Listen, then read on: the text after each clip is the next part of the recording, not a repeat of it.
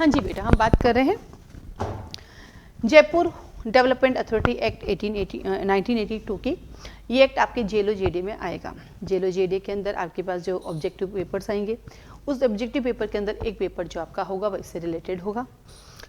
इस पर मैक्सिमम आपके, क्योंकि जैसे प्रिस्क्राइब तो नहीं है, लेकिन अगर डिवाइडेशन कर तो 8 क्वेश्चन आने की संभावना रहती है, हो सकता कम आ जाए। ठीक है, आइए शुरू करते हैं। आज हम लोग जयपुर डेवलपमेंट अथॉरिटी एक्ट जो बात करता है 1982 की, जिसका एक्ट नंबर 25 है। एक्ट नंबर इसका 25 है। कोई लॉजिक नहीं, आपको याद ही करना पड़ेगा। टोटल चैप्टर इसके अंदर आपके पास 12 है। टोटल चैप्टर आपके पास इसमें 12 चैप्टर है। टोटल सेक्शंस में 102 है, तो 12 से 102 कर सकते, 0 लगा दिया। कमेंसमेंट इसका 12 अक्टूबर को हुआ। ऐसा क्यों? क्योंकि जिस दिन प्रेसिडेंट ने साइन किया उसी दिन से कमेंस हो गए, 12 अक्टूबर 1982 को। बट इसका जो गजट में पब्लिकेशन इसका 13 अक्टूबर को हुआ। और इसका जो एक्सटेंशन है जो है पूरे जयपुर के अंदर आता है। हम बात करते हैं चैप्टर 1 की प्रीलिमिनरी। हर कानून का पहला चैप्टर प्रीलिमिनरी होता है, तो इसका भी चैप्टर नंबर 1 जो है वो प्रीलिमिनरी की बात करता है, वो है 1 2 का 2। तो चैप्टर 1 के अंदर जब जाएंगे आप देखेंगे, एक बार निकाल लीजिए सभी जने चैप्टर नंबर 1। चैप्टर 1 कहता है मैं शॉर्ट टाइटल, सेक्शन 1 कहता है शॉर्ट टाइटल एक्शन कमिटमेंट हूँ। मेरा नाम जो है जयपुर डेवलपमेंट अथॉरिटी 1982 है और मेरा एक्सटेंड जो है पूरे जयपुर रीजन के अंदर आता है। और मैं इमीडिएटली फोर्स में आ गया, मतलब जिस दिन प्रेसिडेंट ने साइन किया मैं उसी दिन आ गया। प्रेसिडेंट ने साइन इस पर कब किए? 12 अक्टूबर को किए थे। अब डेफिनेशन देखेंगे तो देखो, एग्रीकल्चर डेफिनेशन आप पहले भी पढ़ चुके हैं राजस्थान लैंड रेवेन्यू एक्ट में। दूसरा था एम्यूनिटीज जैसी डेफिनेशन आप रेंट कंट्रोल एक्ट में भी पढ़ चुके हैं। फिर अथॉरिटी हर कानून में जब अथॉरिटी होती है उसकी बात करता है। फिर आता है बिल्डिंग कॉर्पोरेशन, ये आपके लिए नया सेक्शन रहेगा। फिर आता है डेवलपमेंट आपके क्योंकि एक्ट का नाम ही डेवलपमेंट है, तो जो एक्ट पढ़ रहे हैं उसकी डेफिनेशन पता नहीं चाहिए, तो इसका नाम डेवलपमेंट कहा दिया भाई 5 में। 6 कहता है डेवलपमेंट एरिया कौन कौन सा इसमें इंक्लूड होगा। 7 कहता है गवर्नमेंट के अंदर स्टेट गवर्नमेंट आती है, क्योंकि स्टेट का एक्ट है।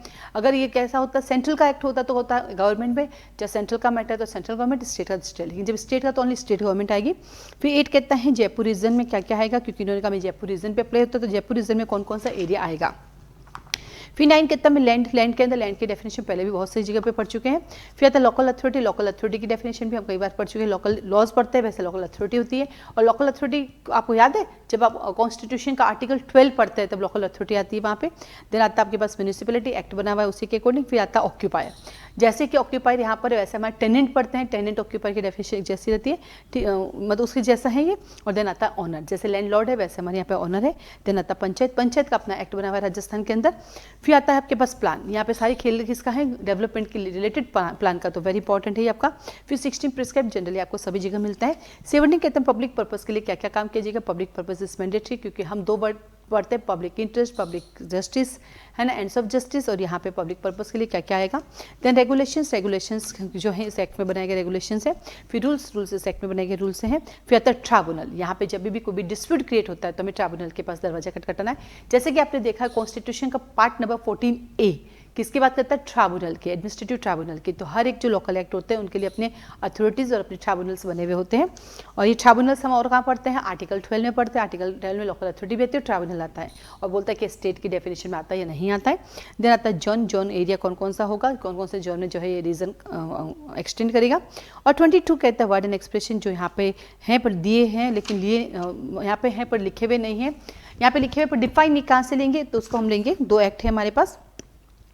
पहला एक्ट आता है आपके राजस्थान अर्बन इंप्रूवमेंट एक्ट 1959, दूसरा राजस्थान म्यूनिसिपैलिटी एक्ट 1959। एक टाइम था जब हमारे कोर्स में राजस्थान म्यूनिसिपैलिटी एक्ट हुआ करता था आरजेएस में, राजस्थान पंचायत एक्ट भी हुआ करता था आरजेएस में। तो जब भी आप कोई भी लॉ पढ़ते हो तो पहले उसका डेफिनेशन रटा होना चाहिए, क्योंकि डेफिनेशन से डेफिनेटली क्वेश्चन आता है। आगे बढ़ते हैं चैप्टर नंबर 1 की तरफ। चैप्टर 1 कहता है मैं आपका प्रीलिमिनरी 1 2 का 2। चैप्टर 2 कहता है एस्टेब्लिशमेंट है कॉन्स्टिट्यूशन करूंगा अथॉरिटी, मुझे कॉन्स्टिट्यूशनल बॉडी लानी पड़ेगी, उनको लेके आऊंगा। तो सबसे एस्टेब्लिशमेंट एंड कॉन्स्टिट्यूशनल होगा किसका, अथॉरिटी का। 3 से लेकर 12, तो 3 चौके 12 याद हो जाएगा। चैप्टर 3 कहता है constitution of the functional boards, तो पहले मैं अथॉरिटी को लेकर आई, अब मैं बोर्ड को लेकर आई, क्योंकि अथॉरिटी से ऊपर कौन होगा, बोर्ड होगा। सेक्शन 13 से लेकर 15 तक। तो चैप्टर 1 में प्रीलिमिनरी आई, 2 के अंदर अथॉरिटी आई, 3 के अंदर बोर्ड आया। चैप्टर 4 कहता है power and function of authority आ गई तो काम भी तो करना पड़ेगा, बिना काम के तो क्या करेगी वो, तो उनकी पावर ऑफ फंक्शंस क्या होंगे, 16 से 20। तो चैप्टर 1 कहता है मैं प्रीलिमिनरी 1 2 का 2। चैप्टर नंबर 2 कहता है मैं अथॉरिटी लेकर आऊंगा, जो बात करता है 3 से 12। चैप्टर 3 कहता है कि मैं बोर्ड को लेकर आऊंगा 13 से 15। और चैप्टर 4 कहता है मैं अथॉरिटी को पावर एंड फंक्शंस बताऊंगा 16 से लेकर 20 तक। चैप्टर 5 कहता है यहाँ पे मास्टर डेवलपमेंट प्लान बनाएंगे, जोनल डेवलपमेंट प्लान। तो ये मास्टर प्लान यहाँ पे नया इसलिए नहीं क्योंकि मास्टर प्लान पंचायत एक्ट में भी दिया हुआ है ना। तो मास्टर प्लान और जोनल प्लान बनेंगे 21 से 28। और चैप्टर 6 कहता है control of development and use of land include. पहले तो डेवलपमेंट पे कंट्रोल भी रखना पड़ेगा और किस किस लैंड को कितना कितना यूज किया जाएगा उसको हम देखेंगे 29 से 37 भी।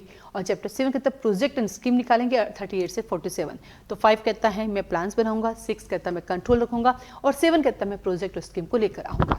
देन चलते हैं चैप्टर नंबर 8 की तरफ। 8 कहता है acquisition and disposal of the land. Acquisition करना पड़ेगा, हम लिमिटेशन एक्ट के भी अंदर पढ़ते हैं चैप्टर 5 में, एक्विजिशन वहाँ पर भी किया जाता है। तो 4th के अंदर तो एक्विजिशन प्रॉपर्टी का लेना, लैंड का लेना पड़ेगा तभी काम कर पाओगे। 44 से 54 ई। और चैप्टर 9 कहता है भैया सबके काम करने के लिए फाइनेंस, बजट और हमें अकाउंट्स मेंटेन करना पड़ेगा 55 से 64। और chapter 10 very very very very important. जिस तरह से हमारे चैप्टर 1 वेरी इंपॉर्टेंट है, डेफिनेशन क्लूज वेरी इंपॉर्टेंट है, ठीक वैसे चैप्टर नंबर 10 वेरी इंपॉर्टेंट है। यहाँ पार क्या क्या होगी आपके पास, प्रोसिक्यूशन।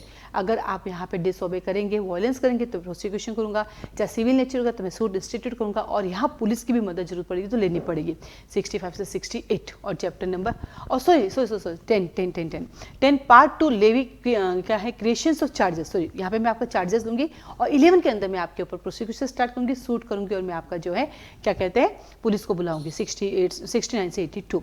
और चैप्टर 12 वेरी वेरी इंपॉर्टेंट। हमेशा याद रखना जब कानून पढ़ते हो 3 चैप्टर हमेशा काम के होते हैं। पहला डेफिनेशन क्लोज, दूसरा मिसलेनियस, जहाँ भी मिसलेनियस से हमेशा काम का होता है क्योंकि एक्स्ट्रा चीज उस पर होती है। और तीसरा प्रोसिक्यूशन, सूट से रिलेटेड कोई भी हो, इन्वेस्टिगेशन या पुलिस पार्ट से रिलेटेड हो वो वाला, तो ये आता है आपके पास 68 से 69 से 82 और 83 से 102। ठीक है, तो अब आप जब पढ़ने बैठोगे तो बहुत सारे ऐसे चैप्टर जो आपके काम के लिए हो सकता है वहाँ से क्वेश्चन भी नहीं बने। तो पहली प्रायोरिटी क्या रहती है कि आपको पढ़ना कैसे है। वैसे तो सूर्यनगर यूनिक लॉ क्लासेस जो हैं वो क्या कर रही हैं अभी, जेलो जेडीए के 4 सब्जेक्ट के, वैसे तो पूरे सब्जेक्ट की भी कोचिंग अवेलेबल है पर 4 सब्जेक्ट की सेपरेट कोचिंग भी स्टार्ट किया है जिसके अंदर आपका है जयपुर विकास प्राधिकरण। साथ ही साथ एक कन्फ्यूजन था, उस कन्फ्यूजन को आज हम दूर करते हैं आपके इस वीडियो के सहारे। एक आता है राइट टू, जो लैंड एक्विजिशन की बात करते हैं तो कौन सा लैंड एक्विजिशन पढ़ना है। तो आपको जो लैंड एक्विजिशन पढ़ना है उसका मैं नाम बता दूं, right to fair compensation and transparency in land acquisition, rehabilitation and resettlement act 2013 वाला ही पढ़ना है। भूमि अर्जन, पुनर्वास और पुनर्व्यवस्था में उचित प्रतीक और पारदर्शी अधिकार अधिनियम ही आपको पढ़ना है। दूसरा वहाँ पे राजस्थान रजिस्ट्रेशन एक्ट नहीं है, वहाँ पे आपको रजिस्ट्रेशन एक्ट ही पढ़ना है 1908 वाला। और जो स्टाम्प एक्ट है वो राजस्थान का पढ़ना है। तो 3 एक्ट को लेकर बहुत कन्फ्यूजन चल रहा है तो उस कन्फ्यूजन को दूर कीजिए।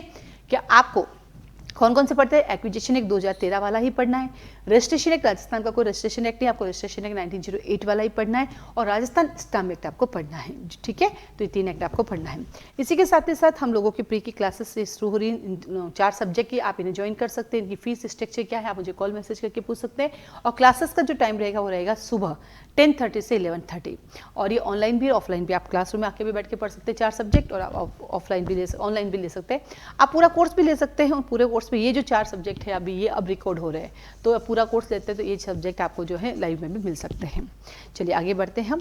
तो यहाँ पे आते हैं टोटल आपके 12 चैप्टर हैं। अब इसको पढ़ना कैसे है, इसको पढ़ना है 1 लाइनर नोट्स के साथ क्योंकि ये सिर्फ प्री ओरिएंटेड आएगा, मेन ओरिएंटेड तो आएगा नहीं।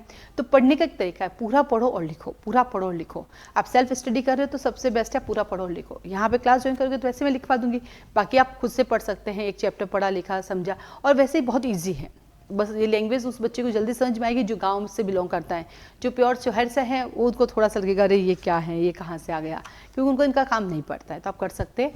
तो आप सबको ऑल द बेस्ट। क्लासेस की इन्फॉर्मेशन के लिए आप मुझे कॉल मैसेज कर सकते हैं।